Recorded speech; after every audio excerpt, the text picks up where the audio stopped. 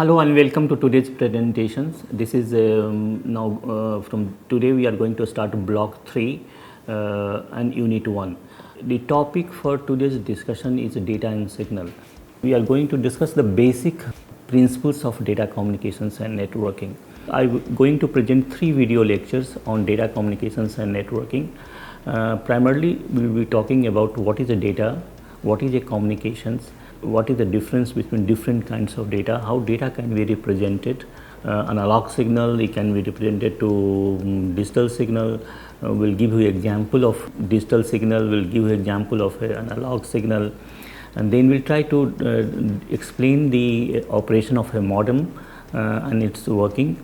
And then finally we talk about modes of data transmission. So basically data communications networking will be covered in a series of 3 video lectures, and going to take the first unit 1. So far in this course you must be aware of basic features of a computer. How does a computer work, what are basic components of a computer, what is a CPU, what is a registers, what is a memory, what are the peripheral devices. Earlier computer was basically a standalone systems. Most of the computer you have seen, the earlier versions of computer were designed as a standalone machine. What do I mean by a standalone machine? It means that it didn't have any communications facility. So if you want to copy something from one machine to another machine, you have to copy in a floppy disk. You have to copy all your files in a floppy disk or any other media, and then go to another machine again, copy it back. This kind of model was existing. Now most of the computers are not designed as a standalone systems. They have a communications facilities inside a system. So our discussions will be that what is this, how this computer communicate with one among themselves. So the broad topic for discussion is data communication and networking. So I will be taking 3 video lectures on this topic. Primarily I will be talking about what is data communication, what is data, how data can be represented, what are different modes of data presentations, what is the signal. Primarily inside the machine the data is converted in form of a signal. So there could be analog signal, it could be a digital signal. I will explain you what is the difference between analog and digital signals. I will also explain you modes of data transmissions, how data will be transmitted from one machine to another machine, whether it will go parallel or whether it will go one by one or called bit by bit, and then operation of a modem that helps you to communicate from one machine to another machine or converting from signal from one to another. So this is the 3 video lectures we'll be taking on data communication and computer networking. Today's lecture is basically on data and signal. Let me start with one basic thing, that the development of a personal computer has brought lots of changes in our day-to-day functioning. Everything is getting computerized. The education sector or the industry or the business, everything is being now, all the business activities of these are being put on the computer side now. Similar revolution is happening in data communication and computer networks. Now in the connected world, so world has become much more connected than isolated world. Today computer does not work as a standalone machine but as a part of communication system. So most of the computer today have a attached communication systems with it. Communication can be said to be one of the most important factor for the rapid modernization of the world. Of course personal computer also brought lots of changes, but it is the communicating facility within a computer has changed a lot. Besides computers, the communications facility is not only within a computer itself, but you take various examples, aircraft, the rockets, the satellite, all basically rely on the communication system for their successful operations now. So what I have explained you so far, that the computers are designed not as a standalone system, but they have a communication facility today, and it is communication mechanism built into a computer system are rapidly changing the way we are working today. Now some of the examples are like this: online banking, online education, online meeting, online gaming. So everything is moving from offline to online educations. Basically sitting at home, you are attending the lectures of very experts, you are consulting a doctor sitting at home, you are doing most of the transactions. You want to know that how much money is left in your bank account, you can see directly sitting at home, don't need to go and stand in a queue in any bank and update your account. So all the many transactions you can buy share for a particular in a market, for any particular fund. So everything is happening here itself. You can attend online meetings, people are scattered all over the country, different countries also, and you can have a meeting with them. Online gaming, students are also playing games with through online. So all the activities are taking place today in computers, and this is happening only because of the communications facility, because computers are now designed to be a standalone system. So we'll try to explain what is the communication system. This is the basic purpose of our talk. So let me explain the term data and data communication. Let me define, and it will be further refined. Data communications definition will be further refined. So let me give you a definition of what is the data, because data communication has two words, data and communications. So data refers to information represented in some form which is agreed upon both the parties which create the data and interpret or use the data. That example is this one, that if you are communicating with someone, then he or she has to understand the language in which you are talking. If you know one language and with whom you are talking to does not understand that language, there is not going to be any communications. So this is basically they have to understand the information which you are sending to them. Data communication is the process of exchange of data. Now you have understood what is data, and data communication is the process to exchange the data between two devices through some form of transmission medium. So there is requirement of a transmissions medium. I will tell you there could be different kinds of transmissions medium. They not necessarily that some wires should be connected between two devices for communications. There could not be any. There could be wireless medium also. There are different ways of communication of data, and they will have a detailed discussions on the transmissions medium. Now here we are just giving you few examples. Details discussion will be at later stage. Two-state pair, coaxial cable, fiber optics, wireless media, satellite. So I can send a data through satellite, I can send data without any wire. This is called the wireless media. There is a fiber optics. Most of these colony today, they are putting the fiber optics for high bandwidth data transmissions. There is a coaxial cable, two-state pair. So these are the few important communications media. Data communication system comprise of communications devices or communicating devices made of a combination of a hardware and software. The terms of hardware and software you have already learned from the previous lectures. Like for example, peripheral device is a hardware, you have a monitor is a hardware, the memory chips is a hardware, then you have software, your program which controls the system is a software, like operating system is a software, compiler is a software.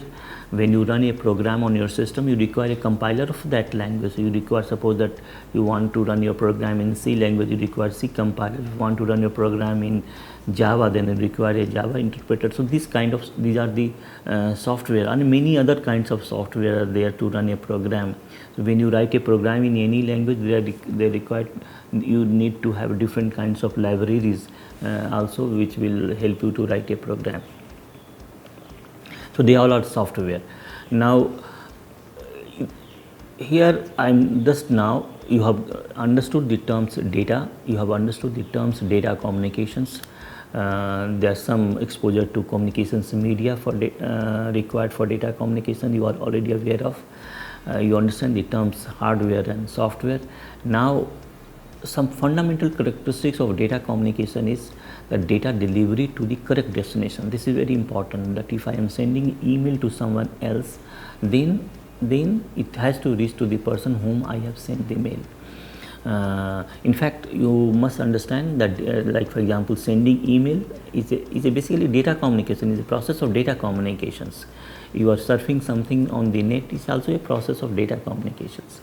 Data is being downloaded from one system to another system, or mail is being sent to another system, one computer to another computer. So this is all part of data communications, already involved with the data communication facilities. Now, so the first feature is that you must be reaching to the correct destination. Second is accuracy in data delivery. Whatever you have sent, it must reach as it is without tampering of any data. Then timely data delivery, not that today you have sent the urgent message and it is reached after few days. So there has to be a time frame for delivery of the data from one machine to another machines. No variations in data delivery. It means suppose that you have sent 40 packets, 30 packets as it is, and there is a delay in 10 packets. So then it is called variation in data delivery. So this is, the term is called jitter. Jitter should not happen. Always you have seen when you watch a television during the rainy season, always there is a jitter, because some voice, some information are reaching, some information are not reaching on time. So they are basically broken images or broken videos, something like this. So they call this so there is a variations in the data delivery in that case, and this is example of a jitter. So there are four primarily characteristics of a data communication is that it should be timely delivered, data should be accurate, and data should be delivered to the correct destinations, and there should no variation in data delivery. Let me explain once more what is the no variation data delivery. It means some packet reach on time, some packet didn't reach on time, or it is taking long durations. So this is should be avoided. Now elements, we are talking about elements of data communications. Data communication has a data, of course. We have given you a definition of a data. There is a transmitter, the sender. So if you are sending an email then to someone else, then you are the sender. Someone who is receiving the mail from someone else, then he is the receiver. So there is a transmitter, there is a receiver, and there is actual data. When you are sending an email, what is the actual data? Your email is actual data. Then communications channel, how you are sending the data, which media you are using them. You are sending wireless, or you are using the satellite, or you can use fiber optics, you can use a coaxial cable, you can use any other kind of media. So these all are important components or element of a data communication. And one of the most important component is the protocol, a set of rules that coordinate the data communication. There has to be a rules, regulations that how data will be transmitted from one to another system.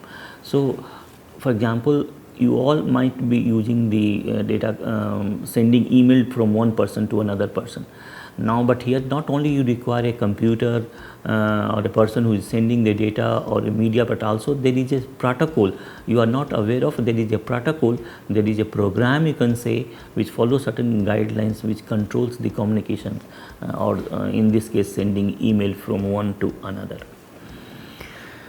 Now let me just go into little bit detail of data, how data is represented. Data can be of different kinds. Data can be text. Most of the people are familiar with the text. Data could be a number. Data could be images. There could be audio. There could be a video. So these are different kinds of data you will. So when you watch television, then you have audio, sound. You are seeing some movies or basically videos. Then static picture. There are images and text and numbers. So there are different kinds of data you come across, and you can send this one. You can send a picture. People upload the picture all the time. So all this, so they are basically data. For the data communication point of view, they all are basically data. Whether you send a audio or video or images, but they are more complex data than simply sending number or simply testing some text. So at a later stage you will be learning what is a video, what is the difference between audio and video.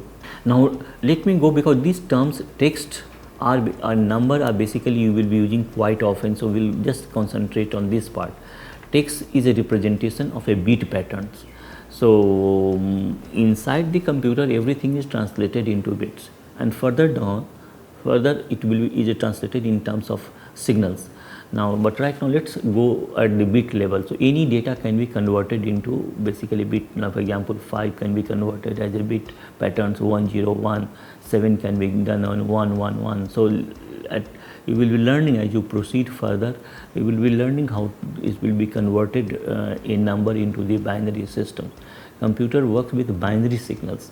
So first it has to be converted into binary, and then it will be converted into kind of signals, or you can say waveform, something we understand. Computer work with at a lower level the text, whatever form you have presented your data, either in form of text or numeric or images or this one, it's converted into bit pattern, and further down it is converted into form of signals now. So now let's concentrate on text part now. Is represented as a bit pattern. Each alphabetic character like a 1, 2, 3, A, B, C has a different bit patterns, also called code. So inside the computer, 1 has a different bit pattern, A has a different bit pattern, B has a different bit patterns, and this process of representing alphabetic character is called coding. So coding is a how to represent a particular alphabetic character in terms of a bit pattern. Now, the widely used coding systems in computers, you will learn lots of standards, lots of and without the standard system will not work. For example, if you work on one, if two computers have a different coding system, then whatever you have represented, whatever you have created the file, in this file will be not be open on another machines now. So the widely used coding system are Unicode and ASCII system. You must remember these two coding system. ASCII stands for this American Standard Code for Information Interchange. What is the difference between the two? Difference in terms of the length, word length, bit pattern. Each character in Unicode is defined by 32 bit because it covers almost everything. Every character in different language also can be represented in form of a Unicode. So the 32 bit, 8 bit becomes 1 byte. Like so 4 bytes you can say. Now ASCII is a 7-bit code that was designed to provide code for 128 symbols or characters. How the 7-bit can represent 128 symbols? Because 2 to power 7 becomes 128. So with 7-bit code you can have 128. Most of the keyboard are basically ASCII, they follow the ASCII coding system, and they have only 7-bit code representations. For example, A is represented as a 65 in decimal, B is represented as 66 in decimal. Any computer book at the end of these, they give you lots of appendices, and in one of the appendices you will find the ASCII coding systems. Today ASCII has become a part of the Unicode system. So first 28 codes in Unicode is the ASCII codes now. So you have understood the difference between the ASCII code and the Unicode. Unicode is much more larger. ASCII code has become a part of the Unicode.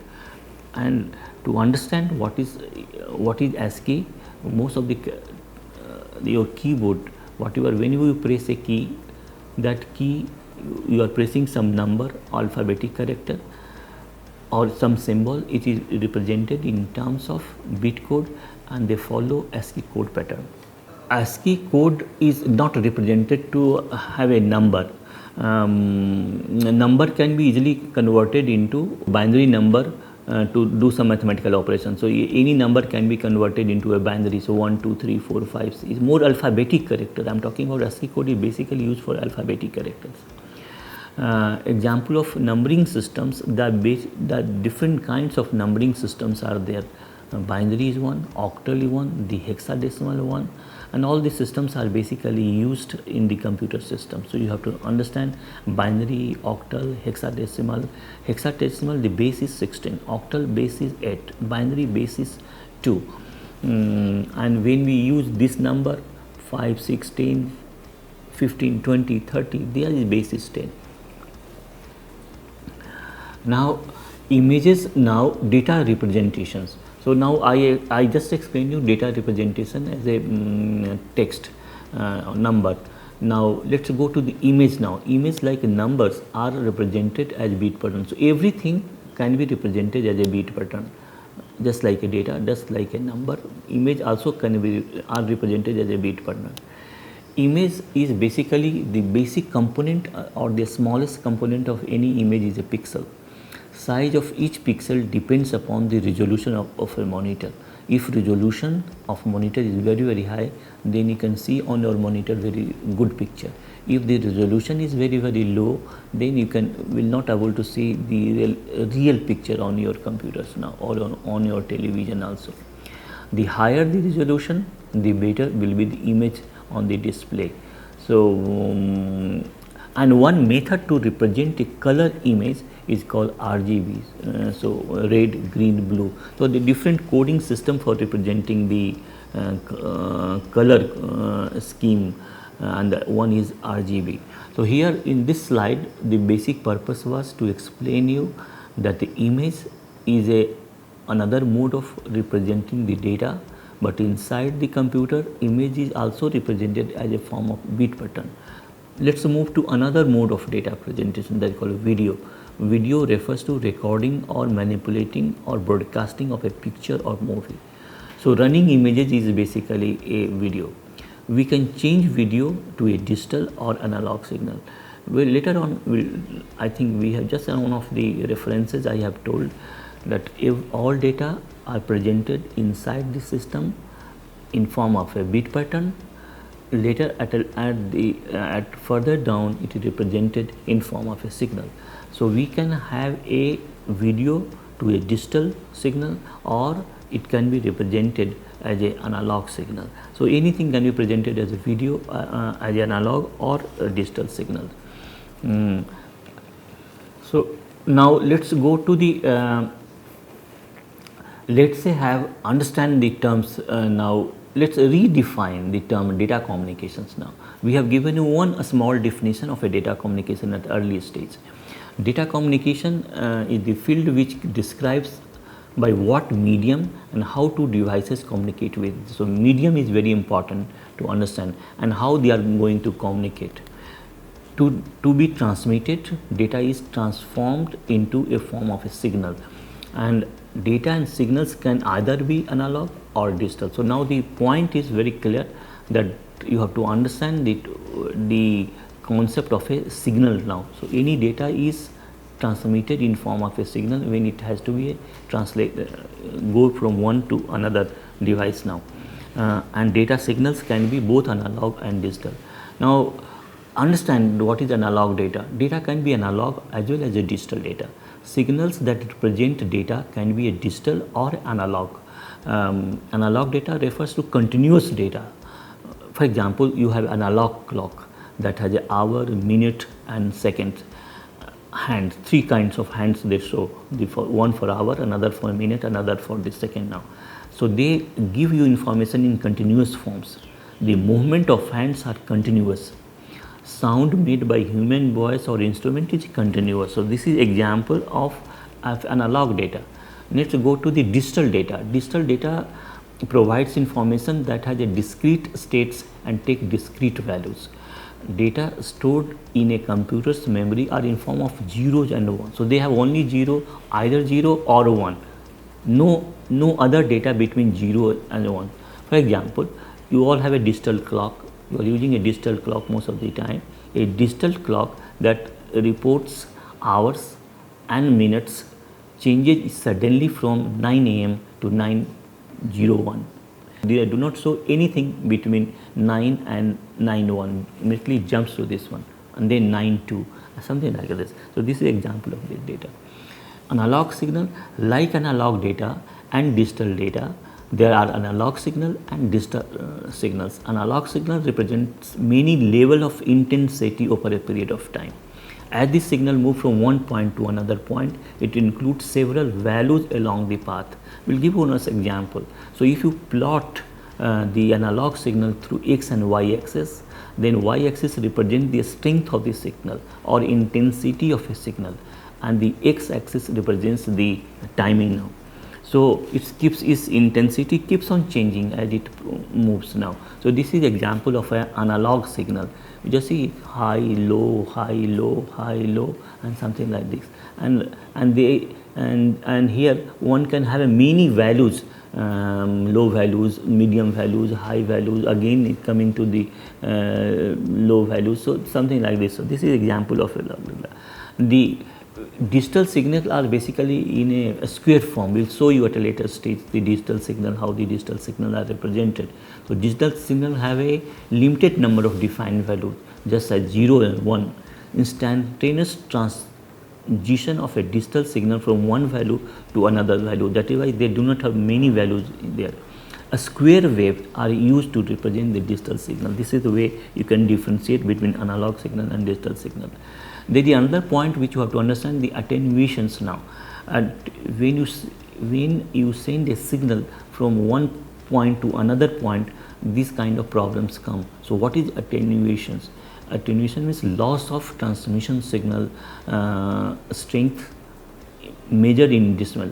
If it is high, if attenuation is very high, then transmitted signals become more distorted and unintelligible. This is happening most of the time on television during the rainy season. You don't see the real picture. Pictures are basically shaken or hazy type of picture you see, and this happen only because of the attenuation.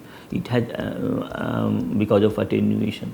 To overcome this situation, the network requires transmission of multiple signals to ensure that at least one signal successfully reaches its destinations. Now, the noise is a basic problem for causing attenuations. Extra noise on the network like radio frequencies, electrical circuits and wire leakage may interfere with the digital and the signal with the signal and cause attenuations. It happens when transmitting to a signal over a lengthy distance. If you send a signal for a long distance, these problems always happens. If attenuation is less, then overall cable frequency will be high. No matter connection is wired and wireless, attenuations will always happen if data has to be transmitted for a long distance. Now, since both data and signals can be either digital or analog, 4 basic combination of data and signals can be produced.